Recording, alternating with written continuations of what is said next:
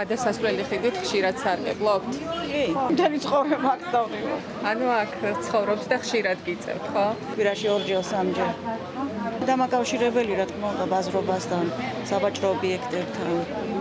რამდენი წელია, რაც აი ასე არის ამ მდგომარეობაში დიდი ხანია? 115 წელი. ეს მაღაზიები რამები არ იყო, ცარიელი იყო ეს ხელი. და დაახლოებით ალბათ მაქსიმუმ 1 წელიწადია რა რაც ეგრე.